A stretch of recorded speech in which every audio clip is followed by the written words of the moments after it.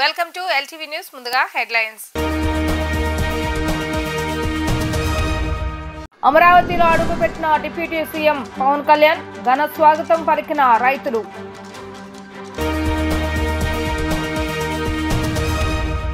సచివాలయంలో తన ఛాంబర్ పరిశీలించడానికి వచ్చిన deputy CM Pawan Kalyan AP అధికారిక చిహ్నానికి వన్నె తెచ్చారంటూ చంద్రబాబు నాయుడును కొనియాడిన పవన్.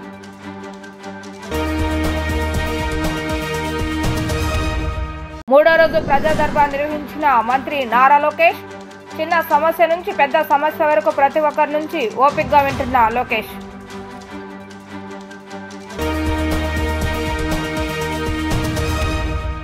సచివాలయంలోకి తన పేషీని పరిశీలించేందుకు AP deputy CM Pawan Kalyan Amaravati వచ్చారు. ఈ సందర్భంగా రాజధానిలో అడుగుపెట్టిన పవన్ కళ్యాణ్ కు రైతులు ఘన స్వాగతం పలికారు. సీడ్ యాక్సెస్ రోడ్ వద్ద పవన్ కాన్వాయ్పై పూలవర్షం కురిపించారు. గజమాలతో జనసేనాన్ని సత్కరించారు. వెంకటపాలెం నుంచి మందాడం గ్రామం వరకు రోడ్లపై పూలు జల్లుతూ తమ అభిమానాన్ని చాటుకున్నారు. ఏపీ డిప్యూటీ సీఎంగా నియమితుడైన పవన్ కళ్యాణ్ రేపు ప్రమాణ స్వీకారం చేయనున్నారు. పవన్ కు గ్రామీణాభివృద్ధి, గ్రామీణ తాగునీటి సరఫరా, పంచాయతీరాజ్, పర్యావరణం, అడవులు, శాస్త్ర సాంకేతిక మంత్రిత్వ శాఖలు కేటాయించారు. విజయవాడలో క్యాంపు కార్యాలయాన్ని పరిశీలించిన అనంతరం పవన్ కళ్యాణ్ వెలగపూడిలోని రాష్ట్ర సచివాలయానికి బయలుదేరారు. రేపు బాధ్యతలు చేపట్టనున్న నేపథ్యంలో సచివాలయంలోని తన ఛాంబర్లో చేయవలసిన మార్పులు, చేర్పులు ఏవైనా ఉంటే అధికారులకు నేడు సూచనలు చేయనున్నారు. సచివాలయంలో ముఖ్యమంత్రి నారా చంద్రబాబు నాయుడిని డిప్యూటీ సీఎం పవన్ కళ్యాణ్ మర్యాదపూర్వకంగా కలిశారు. ఉప ముఖ్యమంత్రి పవన్ కళ్యాణ్ కి సీఎం సాదరంగా ఆహ్వానం పలికారు. కూటమి ప్రభుత్వం ఏర్పడ్డాక తొలిసారి సెక్రటరియట్లోని తన ఛాంబర్కు వచ్చిన పవన్ కళ్యాణ్ ని ముఖ్యమంత్రి ఆలింగనం చేసుకుని స్వాగతం పలికారు. పవన్ కళ్యాణ్ తో పాటు మంత్రులు నాదెండ్ల మనోహర్, కందుల దుర్గేష్ సీఎంను కలిశారు. మంగళగిరి నియోజకవర్గ ప్రజల కోసం మంత్రి నారా లోకేష్ నిర్వహిస్తున్న ప్రజా దర్బార్ కు ప్రజల నుంచి అనూహ్య స్పందన లభిస్తుంది. రోజు రోజుకు ఆదరణ పెరుగుతుంది. నియోజకవర్గంలోని వివిధ ప్రాంతాల నుంచి ప్రజలు ఉండవల్లిలోని నివాసానికి చేరుకొని మంత్రి లోకేష్ కు తమ సమస్యలను వినవిస్తున్నారు. చిన్న సమస్య నుంచి పెద్ద సమస్య వరకు ప్రతి ఒక్కరి నుంచి ఓపికగా వింటున్నారు. తన పరిధిలో ఉన్న సమస్యలను వెంటనే లోకేష్ పరిష్కరిస్తున్నారు. మంగళగిరి నియోజకవర్గ ప్రజల కోసం మంత్రి నారా లోకేష్ నిర్వహిస్తున్న ప్రజా దర్బార్ కు ప్రజల నుంచి మంచి స్పందన వస్తుంది. నియోజకవర్గంలోని వివిధ ప్రాంతాల నుంచి ప్రజలు ఉండవల్లిలోని నివాసానికి చేరుకొని మంత్రి లోకేష్ కు తమ సమస్యలను వినవిస్తున్నారు. ఉదయం 7 గంటల నుంచే వందలాది మంది ప్రజలు వినతి పత్రాలతో బారులు తీరుతున్నారు. సోమవారం కూడా పలు సమస్యలపై ప్రజల నుంచి అర్జీలు వెలువెత్తాయి. అంగన్వాడీల ఉపాధ్యాయులు తాము ఎదుర్కొంటున్న సమస్యలను యువనేత దృష్టికి తీసుకొచ్చారు. వేతనాలు పెంచాలని, అంగన్వాడీ టీచర్లు బదిలీల కోసం ఉపాధ్యాయులు ఉపాధి ఉద్యోగాలను కల్పించాలని నిరుద్యోగుల నుంచి వినతులు అందాయి. విద్యా వైద్య ఖర్చులకు ఆర్థిక సహాయం అందచేయాలని పలువురు విజ్ఞప్తి చేశారు. వైసీపీ నేతల అధికారాన్ని అడ్డం పెట్టుకుని తమ భూములను బలవంతంగా లాక్కున్నారని, తమకు న్యాయం చేయాలని బాధితులు లోకేష్ ను కోరారు. సమస్యల అన్నింటికీ వీలైనంత త్వరగా పరిష్కరించేందుకు కృషి చేస్తానని మంత్రి లోకేష్ హామీ ఇచ్చారు. మాజీ సీఎం జగన్ ఈవీఎంలపై చేసిన వ్యాఖ్యలపై విజయవాడ టీడీపీ ఎంపీ కేశినేని శివనాథ్ ఆగ్రహాన్ని వ్యక్తం చేశారు. ప్రజలు తగిన బుద్ధి చెప్పినా జగన్ ఇంకా మారలేదని, ఇప్పుడు ఈవీఎంల పేరు చెప్పి రాద్ధాంతం చేస్తున్నారని మండిపడ్డారు. జగన్ వాస్తవంలోకి వస్తే మంచిది, లేదంటే 3 నెలల్లో వైసీపీ కనుమరుగం కావటం ఖాయమని జోసెన్ చెప్పారు. ఈ సందర్భంగా మీడియాతో కేశినేని చిన్ని మాట్లాడుతూ గత ఎన్నికల్లో ఇదే ఈవీఎంలు అద్భుతం అని చెప్పలేదా అని ప్రశ్నించారు. ఇప్పుడు ఓటమితో తప్పులు ఒప్పుకోలేక జగన్ ఈవీఎంలపై నెపం నెడుతున్నారని దుయ్యబట్టారు. బటన్ నొక్కగానే ఏ గుర్తు అనేది కూడా స్పష్టంగా కనిపించిందని, ప్రజలంతా జగన్ పాలన వద్దని తగిన గుణపాఠం చెప్పారని కేశినేని చిన్ని అన్నారు. భ్రమల వీడి ప్యాలెస్ నుంచి బయటికి రావాలన్నారు. ప్రజా జీవితంలోకి వస్తే ఇప్పుడు అయినా వాస్తవాలు తెలుస్తాయని అన్నారు. విశాఖ భవంతుల ఉదాంతం బయటకు వస్తే ఆ 11 సీట్లు కూడా వైసీపీకి వచ్చేవి కావన్నారు. ప్రజాధనం 500 కోట్ల దుర్వినియోగం చేశారని, బాత్రూంకు 5 కోట్లంటూ ఆశ్చర్యం వ్యక్తం చేశారు. దీనిపై విచారణ చేసి చట్టపరమైన చర్యలు తీసుకోవాలని సీఎంను కోరుతున్నామన్నారు. జగన్ వాస్తవంలోకి వస్తే మంచిది, లేదంటే 3 నెలల్లో వైసీపీ కనుమరుగు కావటం ఖాయమని అన్నారు. వీరు ఎంత అద్భుతంగా చెప్పారంటే 80% ఓట్లు వేశారంట 2019లో. ఈయనకి వాళ్ళందరికీ వీవీప్యాట్లో సింబల్ కనబడిందంట. కనపడినాక వాళ్ళు సైకిల్కి ఓటేస్తే వేరే సింబల్ కనపడితే అక్కడ కంప్లైంట్ చేసేవాళ్ళు. కాబట్టి బ్రహ్మాండంగా పనిచేస్తున్నాయి వీవీప్యాట్లు అని 2019లో వీరు చెప్పిన ఒక వీడియో.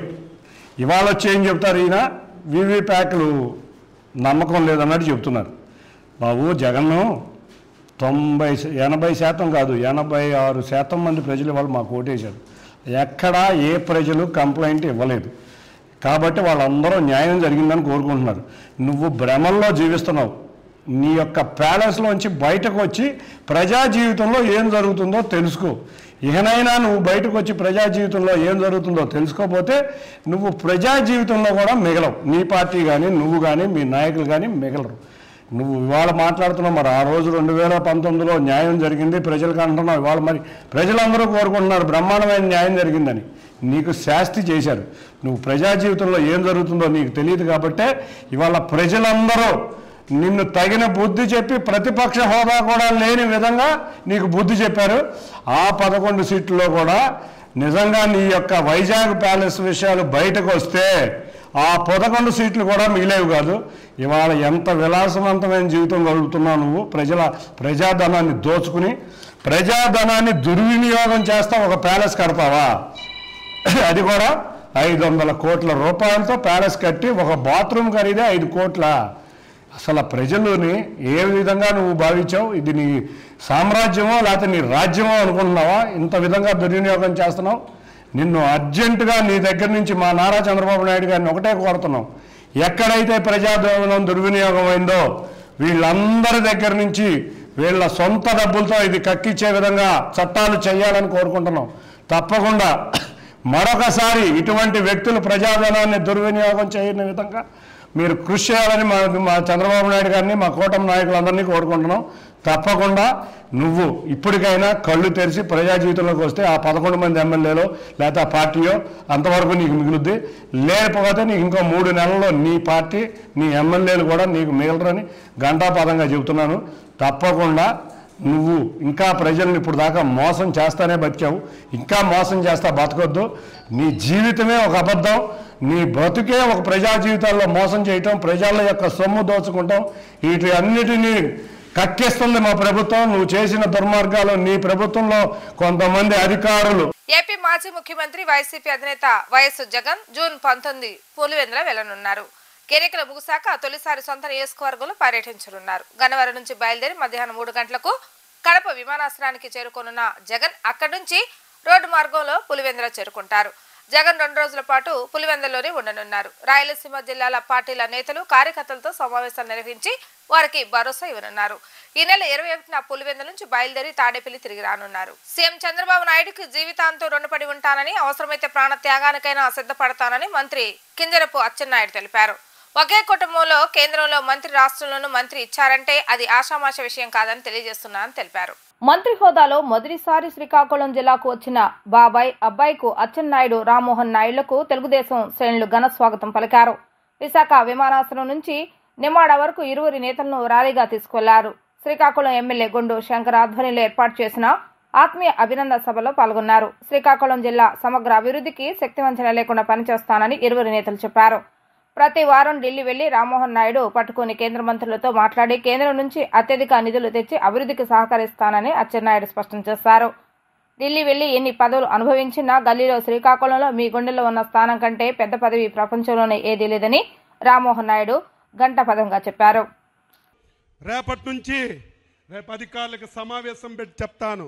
రేపటి నుంచి ప్రతి కార్యకర్త ఎస్ఐ దగ్గరికి వెళ్ళినా, ఎంఆర్ఓ దగ్గరికి వెళ్ళినా, ఎండిఓ దగ్గరికి వెళ్ళినా, ఏ ఆఫీస్కి వెళ్ళినా మీరు పసుపు బిల్ల పెట్టుకొని వెళ్ళండి. మీకు గౌరవంగా కుర్చీ వేసి టీ ఇచ్చి మీ పని ఏంటని అడిగి మీ అందరికీ పని చేయించే విధంగా అధికారులకు లైన్లో పెడతాను. ఎవరైనా ఒకలో ఇద్దరు నా మాటకు జవదాడితే ఏమవుతారో వారికి నేను చెప్పవలసినటువంటి అవసరం లేదని చెప్పి తెలియజేస్తున్నాను. ఏపీ నూతన అసెంబ్లీ తొలిసారి సమావేశం కానుంది. జూన్ 24 నుంచి ఏపీ అసెంబ్లీ సమావేశాలు జరగనున్నాయి. ఈ నేపథ్యంలో జూన్ 26తో ఈ సమావేశాలు ముగుస్తాయి. ఏపీలో టీడీపీ, జనసేన, బీజేపీ కూటమి అధికారంలోకి వచ్చిన సంగతి తెలిసిందే. ఈ నేపథ్యంలో ఏపీ నూతన అసెంబ్లీ తొలిసారి సమావేశం కానుంది. జూన్ 24 నుంచి ఏపీ అసెంబ్లీ సమావేశాలు జరగనున్నాయి. జూన్ 26తో ఈ సమావేశాలు ఇక ముగుస్తాయి. రాష్ట్రంలో ఎన్నికలు పూర్తయినందున నూతనంగా ఎన్నికైన ఎమ్మెల్యేలతో అసెంబ్లీలో గవర్నర్ ప్రమాణ స్వీకారం చేయించే కార్యక్రమం జరగాల్సి ఉంది. వాస్తవానికి ఏపీ అసెంబ్లీ సమావేశాలు జూన్ 19 నుంచి నిర్వహించాలని భావించారు. అయితే గవర్నర్ అబ్దుల్ నజీర్ బక్రీద్ సెలవుల్లో ఉండటంతో ఏపీ అసెంబ్లీ సమావేశాలను ఈ నెల 24 నుంచి జరపాలని నిర్ణయించారు. ఈ నెల 24న ప్రోటెం స్పీకర్ను ఎన్నుకుంటారు. అనంతరం కొత్త ఎమ్మెల్యేలతో ఆయన ప్రమాణ స్వీకారం చేస్తారు. కాగా ఏపీ అసెంబ్లీ కొత్త స్పీకర్ అయ్యన్న పాత్రుడు అంటూ వార్తలు ప్రచారంలో ఉన్నాయి. డిప్యూటీ స్పీకర్ పదవి జనసేనకు ఇస్తారని కూడా కథనాలు వస్తున్నాయి. వీటిపై కూటమి నుంచి ఎలాంటి ప్రకటన రాలేదు. విశాఖపట్నంలోని ఋషికొండపై ఉన్న ప్రభుత్వ కట్టడాలపై టీడీపీ నేతలు తప్పుడు ప్రచారం చేస్తున్నారని, సీఎం జగన్ సొంత భవనంలాగా రాష్ట్ర ప్రజలను మభ్యపెట్టే ప్రయత్నం చేస్తున్నారని మాజీ మంత్రి గుడివాడ అమర్నాథ్ అన్నారు. సోమవారం ఆయన మీడియాతో మాట్లాడుతూ ఋషికొండ భవనాలపై వాస్తవాలను ప్రజలను గమనించాలని 4 నెలల క్రితమే వీటిని ప్రారంభించామని తెలిపారు. ఋషికొండ భవనాలను ఎలా ఉపయోగించుకోవాలో ప్రభుత్వం ఆలోచన చేయాలన్నారు. రాష్ట్రపతి, ప్రధాని, గవర్నర్ విశాఖ వచ్చిన సందర్భంలో ఋషికొండ భవనాలను వినియోగించుకోవాలని సూచించారు. ఋషికొండ భవనాల చుట్టూ వస్తున్న వార్తలపై వైసీపీ నేత మాజీ మంత్రి గుడివాడ అమర్నాథ్ స్పందించారు. ఆ భవనాలను ఎలా ఉపయోగించుకోవాలన్నది ఆలోచించడం మానేసి దానిని ఇంకా జగన్మోహన్ రెడ్డి ఇల్లుగానే చిత్రీకరించడాన్ని మానుకోవాలని టీడీపీ నేతలకు సూచించారు. విశాఖను తాము ఎగ్జిక్యూటివ్ క్యాపిటల్ చేయాలనుకున్నామని, కానీ అనేక అడ్డంకులు సృష్టించారని ఆగ్రహం వ్యక్తం చేశారు. తాము మళ్లీ అధికారంలోకి వస్తే విశాఖ నుంచే పాలించాలని అనుకున్నామని, ఐఏఎస్ అధికారులతో కమిటీ వేసిన తర్వాత ఋషికొండలో భవనాలు నిర్మించినట్టు పేర్కొన్నారు. ప్రభుత్వ ధనం దుర్వినియోగం గురించి మాట్లాడవలసి వస్తే 2019 నుంచి 2019 వరకు జరిగిన దానిపైన మాట్లాడవలసి వస్తుందని పేర్కొన్నారు. తాము ఇప్పుడే విమర్శలు చేస్తే అధికారం కోల్పోవడాన్ని జీర్ణించుకోలేక చేస్తున్నామని అనుకుంటారని, అలాంటి విషయాలు జోలికి పోవటం లేదని తెలిపారు. రేపు రానటువంటి కాలంలో రాష్ట్రపతితో లేకపోతే గవర్నర్ గారు లేకపోతే ఇతర పెద్దలో వచ్చినప్పుడు దాన్ని ఏ రకంగా ఉపయోగించుకోవాలి అనేటువంటిది చూడడం మానేసి దాన్ని ఇంకా జగన్మోహన్ రెడ్డి గారు ఇల్లులాగే చిత్రీకరించేటువంటి ప్రయత్నం చేయడం అనేటువంటిది సమంజసం కాదు. దాన్ని తీవ్రంగా ఖండిస్తూ ఉన్నాం. ముఖ్యంగా జగన్మోహన్ రెడ్డి గారు మేము అధికారంలో ఉన్నప్పుడు విశాఖపట్నాన్ని ఎగ్జిక్యూటివ్ క్యాపిటల్గా చేయాలనేటువంటి ఒక పాలసీని మేము తీసుకోవడం, దానికి అనేక రకాలైనటువంటి అడ్డంకులు సృష్టించేటువంటి కార్యక్రమం చేశారు. మళ్ళీ అధికారంలోకి వస్తే ఇక్కడి నుంచి పరిపాలన మొదలు పెట్టాలనేటువంటి ఒక నిర్ణయాన్ని ఆ రోజు జగన్మోహన్ రెడ్డి గారు ప్రకటించడం జరిగింది. సరే, ఎన్నికల్లో వచ్చినటువంటి ఫలితాలు దాన్ని ప్రజాస్వామ్యంగా అంగీకరించి వారికి అధికారం వచ్చింది. సరే, వారు ఇప్పుడు నిర్ణయం తీసుకున్నారు. నిర్ణయం తీసుకున్న దాని ప్రకారం వారు చేసుకుంటారు. విశాఖపట్నం అనేటువంటిది ఉమ్మడి రాష్ట్రం ఉన్నప్పటి నుండి, హైదరాబాద్ రాజధానిగా ఉమ్మడి రాష్ట్రానికి ఉన్నప్పటి నుంచి రెండో అతిపెద్ద నగరంగా అభివృద్ధి చెందినటువంటి ప్రాంతం విశాఖపట్నం. దానికి సంబంధించి గతంలో మేము ప్రభుత్వంలో ఉన్నప్పుడు ఒక స్టేట్ గెస్ట్ హౌస్ మన భీమిలి రోడ్లో దగ్గర నిర్మాణం చేయాలని చెప్పి నిర్ణయం తీసుకున్నప్పుడు కూడా దాని మీద కూడా కోర్టులో కేసులు వేసి దాన్ని అడ్డుకునేటువంటి ప్రయత్నం చేశారు. జగన్మోహన్ రెడ్డి గారు విశాఖపట్నానికి రాజధానిగా ప్రకటన చేసిన తర్వాత ఆ నిర్ణయంతో ముందుకు వెళ్ళాలనేటువంటి ఆలోచన చేసినప్పుడు దాని మీద ఒక కమిటీ మేము ఆ రోజు ముఖ్యమైనటువంటి ఐఏఎస్ అధికారులందరినీ, సీనియర్ ఐఏఎస్ అధికారులతో ఒక కమిటీ వేయడం, వారు కూడా దానికి సంబంధించి ఈ భవనం అయితే బాగుంటుందనేటువంటి అభిప్రాయాన్ని తెలియజేయడం, సబ్సిక్వెంట్గా వచ్చినటువంటి రాజకీయ పరిణామాలు, ఎన్నికల ఫలితాలు, ప్రజలు తీసుకున్నటువంటి నిర్ణయాలు, ఇవన్నీ కూడా చూసిన తర్వాత ఇప్పుడు దాన్ని ఏ రకంగా ఉపయోగించుకోవాలనేటువంటిది ఇప్పుడు ఉన్నటువంటి ప్రభుత్వం ఆలోచన చేయాలి తప్ప ఇంకా తీసుకుని వచ్చి జగన్మోహన్ రెడ్డి గారి మీద, వైఎస్ఆర్ కాంగ్రెస్ పార్టీ మీద బురద జల్లడం అనేటువంటిది ఎంతవరకు సమంజసం అనేటువంటిది వారు ఆలోచన చేయాలి. నేను కూడా మా పార్టీ తరపున మాట్లాడాల్సి వస్తేనో, ప్రజల తరపున మాట్లాడాల్సి వస్తేనో, ముఖ్యమంత్రి చంద్రబాబు నాయుడు గారు 2014 నుంచి 19 వరకు ఏ రకంగా ప్రభుత్వ ధనాన్ని, ఈరోజు ప్రభుత్వానికి సంబంధించినటువంటి భవనాలు నిర్మిస్తేనో, ఒక డిపార్ట్మెంట్కి సంబంధించినటువంటి నిర్మాణాలు, శాశ్వత నిర్మాణాలు నిర్మిస్తే దీన్ని ఈరోజు ప్రజలకి తప్పుదోవ పట్టించేటువంటి ప్రయత్నం వారు చేస్తున్నటువంటి క్రమంలో చంద్రబాబు నాయుడు గారు 2014 నుంచి 19 వరకు ముఖ్యమంత్రిగా ఉన్నప్పుడు ఎంత ప్రభుత్వ ధనాన్ని దుర్వినియోగం చేశారనేటువంటిది కూడా మాట్లాడాల్సినటువంటి పరిస్థితి వస్తుంది. ఏపీ హోంమంత్రి, టీడీపీ ఫైర్ బ్రాండ్ మహిళా నేత వంగలపూడి అనిత సింహాద్రి అప్పన్నను దర్శించుకున్నారు. ఈ నేపథ్యంలో ఆమె సంచలన వ్యాఖ్యలు చేశారు. కొందరు పోలీసులు గతంలో వైసీపీ ప్రభుత్వానికి తొత్తులుగా వ్యవహరించారని మండిపడ్డారు. ఈ సందర్భంగా ఆమె మీడియాతో మాట్లాడుతూ ఆసక్తికర వ్యాఖ్యలు చేశారు. కొందరు పోలీసులు గతంలో వైసీపీ ప్రభుత్వానికి తొత్తులుగా వ్యవహరించారని మండిపడ్డారు. వారిలో ఇంకా వైసీపీ రక్తం ప్రవహిస్తున్నట్టుందని వ్యంగ్యం ప్రదర్శించారు. మీకు జగన్పై ఇంకా ప్రేమ ఉంటే ఉద్యోగాలు వదిలేసి ఆ పార్టీ కోసం పనిచేసుకోండి అంటూ అనిత తీవ్ర వ్యాఖ్యలు చేశారు. శాంతి భద్రతల విషయంలో ఎక్కడ తప్పు జరిగినా బాధ్యులను వదిలేదే లేదని స్పష్టం చేశారు. సింహాచలం దేవస్థానం భూములు 1 గజం కూడా అన్యాక్రాంతం కానివ్వబోమని స్పష్టం చేశారు. అంతకుముందు సింహాచలం ఆలయంలో హోంమంత్రి అనితకు ప్రోటోకాల్ అనుసరించి పూర్ణకుంభం స్వాగతం లభించింది. ఆలయ గర్భగుడిలో ఆమె ప్రత్యేక పూజలు చేశారు. గంజాయితో దొరికితే ఏదో పాపం ఎంత దారుణం అంటే 18 నుంచి 25 సంవత్సరాల లోపు ఉన్న వాళ్ళు ఎక్కువ మంది ఈ గంజాయి ట్రాన్స్పోర్టేషన్లో వాళ్ళు చెప్తూ ఉంటే బాధ అనిపిస్తుంది. ఒకరోజు నేను అక్కడ కూడా ఒకసారి సెంట్రల్ జైలు కూడా ఒకసారి వెళ్ళి చూస్తాను. ఒకసారి వెళ్ళి అక్కడ కడుపుతో ఉన్న వాళ్ళు ప్రెగ్నెంట్ లేడీస్, చిన్న చిన్న పిల్లలు, వాళ్ళందరూ కూడా ఈరోజు 1200 మంది జైల్లో ఉన్నారంటే ఏంటి దాని పరిస్థితి ఏంటి అంటే ఇన్ని సంవత్సరాలు, ఈ 5 సంవత్సరాలు విశాఖపట్నాన్ని రాజధాని చేసేస్తానని మాట్లాడి ఏందయ్యా రాజధాని చేసామంటే గంజాయికి రాజధాని చేసాం. ఇటువంటి సిచ్యువేషన్ నుంచి కంపల్సరీగా ఒక మార్పు అయితే తీసుకురావాలి. ఆ మార్పు తీసుకురావడానికి వైజాగ్ ప్రజల్ని కూడా నేను సపోర్ట్ కోరుకుంటున్నా. డెఫినెట్గా పోలీస్ వాళ్ళకి సపోర్ట్ చేయండి. సిటీ సరౌండింగ్స్ అంతా కూడా ఆ అలర్ట్నెస్ అనేది క్రియేట్ చేయాలి ఫస్ట్. అంటే ఈ గుంపులుగా కూర్చొని రోడ్ల మీద కూర్చొని గంజాయి తాగేది, రోడ్ల మీద వాళ్ళు వీరంగం చేసేది, రోడ్ల మీద వెళ్ళే ప్యాసింజర్స్ని ఆపేది, ముందు అలాంటివన్నీ కొంచెం ఉన్నవి కంట్రోల్ అవ్వాలి. దానికి కంట్రోల్ అవ్వడానికి ముందు టాస్క్ ఫోర్స్ అనేది పనిచేస్తుంది. ఒకటి కూడా చెప్తున్నా, ఇప్పుడు ప్రతి ఒక్క చోట పోలీసులు వెళ్ళి కూర్చొని చూడలేరు. నేను అది సిటిజన్ పార్టిసిపేషన్కి కూడా నేను ఇంకొకటి కూడా మేము మాట్లాడుకున్నాం. ఎవరైతే గంజాయి విషయంలో ఇన్ఫర్మేషన్ ఇస్తారో వాళ్ళకి ప్రైజ్ మనీస్ కూడా మేము ప్రకటించడానికి కూడా సిద్ధపడ్డాం. Yes exactly. మీకు వీలైతే టోల్ ఫ్రీ నెంబర్ కూడా ఇమీడియట్గా మీకు ఒక 10 డేస్లోనే, అంటే నీ ఛార్జ్ తీసుకుని 1 వీక్, 10 డేస్ కూడా అవసరం లేదు, నాకు 1 వీక్లోనే ఒక టోల్ ఫ్రీ నెంబర్ చెప్తాం. ఎవరైనా ఇన్ఫార్మ్ చేసింది కరెక్ట్ అయితే కనుక ఇన్ఫార్మ్ చేసిన వాళ్ళకి గోప్యంగా ఉంచుతాం, వాళ్ళని బహిర్గతం చేయం. ఒకటి భయం క్రియేట్ అవ్వాలి, 2 వాళ్ళకి లైవ్లీహుడ్ కావాలి. ఈరోజు గంజాయి ఎందుకు పండిస్తున్నారు? వాళ్ళు గిరిజనులు, అందరూ కూడా అమాయకులు, వాళ్ళు గిరిజనుల చేత పండిస్తున్నారు. వాళ్ళు కొంతమంది పెట్టుబడి పెడుతున్నారు, వెళ్ళి ఎకరాకి 1,00,000 ఇస్తాను, ఎకరాకి 2 లక్షలు ఇస్తాను అని వాళ్ళకి చేత పండిస్తున్నారు. ఆ తాలూకా దాని రెస్పాన్సిబిలిటీ అంతా పాపం ఆ గిరిజనులు భరిస్తున్నారు.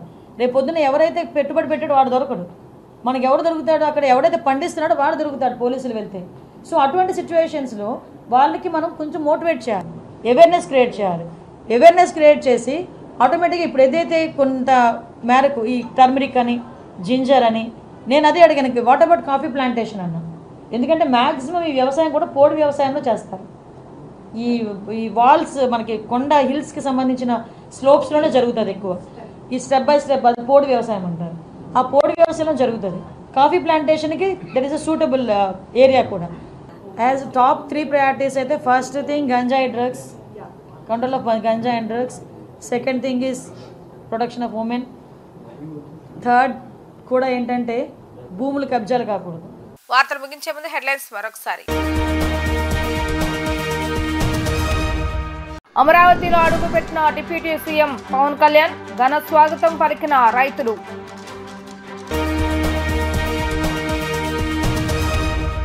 సచివాలయంలో తన ఛాంబర్ పరిశీలించడానికి వచ్చిన deputy CM Pawan Kalyan, AP అధికారిక చిహ్నానికి వన్నె తెచ్చారంటూ చంద్రబాబు నాయుడును కొనియాడిన పవన్.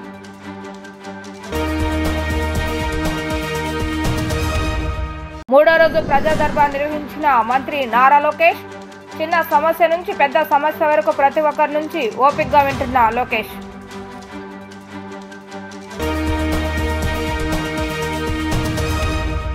ఇవి ఈ రోజు వార్తా విశేషాలు. మరలా 3 ప్రసారమైన వార్తలు మళ్ళీ కలుద్దాం. అంతవరకు సెలవు, నమస్కారం.